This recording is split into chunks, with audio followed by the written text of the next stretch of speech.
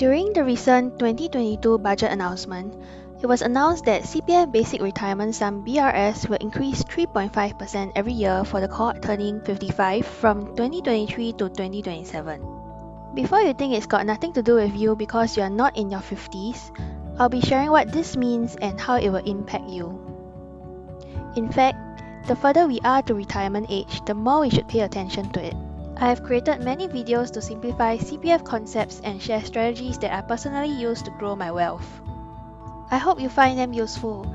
Remember to click the like and subscribe button to receive future notifications from my channel. For the last 6 years from 2016 to 2022, BRS has been increasing at about 3% every year.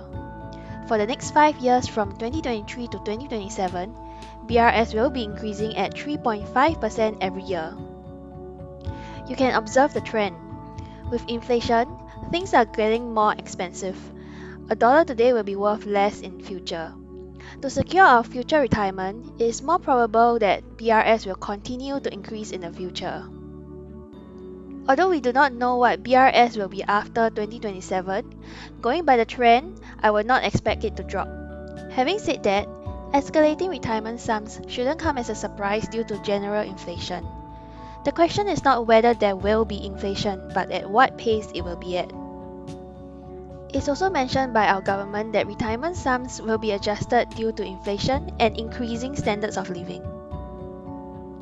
As BRS increases, full retirement sum FRS and enhanced retirement sum ERS will increase in the same magnitude, because FRS is 2 times of BRS and ERS is 3 times of BRS.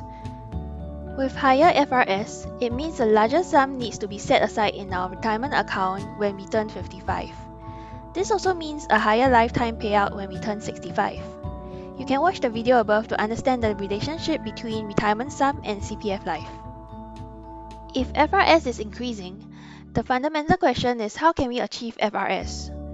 As mentioned in my video on CPF policy risk above, the best way to mitigate retirement sum escalation is to achieve FRS as soon as possible through our top-ups or transfers from OA.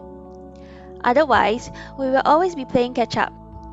Once FRS is reached, we wouldn't be concerned about an increase in escalation rate as long as it stays below CPF SA interest. You can also watch this video on 7 things about FRS. This brings me to my next point. Will CPF SA interest drop? Many of us will hold back topping up or transferring to our SA because we are concerned if CPF SA interest will drop below 4%. With special accounts interest rate at 4% and FRS escalation rate at 3.5%, the gap between both rates have effectively reduced from 1% previously to 0.5%, making it harder for SA to catch up with FRS.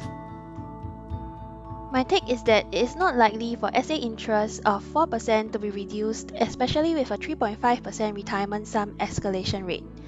In fact, SA interest should increase in tandem. But please note that this is just my personal view. I believe our government will want to ensure many can meet BRS and FRS as it reduces the strain on the nation's resources with a self-sufficient aging population.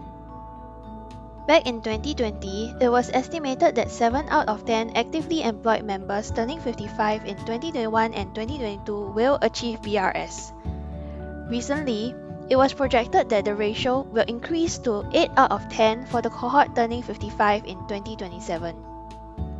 I believe a longer-term target should also measure the ratio of active CPF members achieving FRS as the middle-income group progresses towards 55. Another way to boost CPF savings is to increase employee and employer contributions. It's not surprising that NTUC recently called for a review of CPF salary ceilings, which was last increased from $5,000 to $6,000 a month 6 years ago. For additional wages like annual performance bonuses, the ceiling was also increased that year. Hence, as the retirement sum increases, there should be similar measures implemented to keep pace with the increase. In summary, retirement sums, BRS, FRS, and ERS have been increasing and I believe will continue to increase. To keep pace with increasing retirement sums, we can mitigate the impact by doing self-top-ups and transfers from OA to SA. I also believe that it is not likely for CPF SA interest rate to drop, and there could be changes to boost CPF savings, such as increasing salary ceilings for CPF contributions to ensure future cohorts turning 55 will not just hit BRS but also FRS. Hope you have enjoyed the video. Thanks for watching!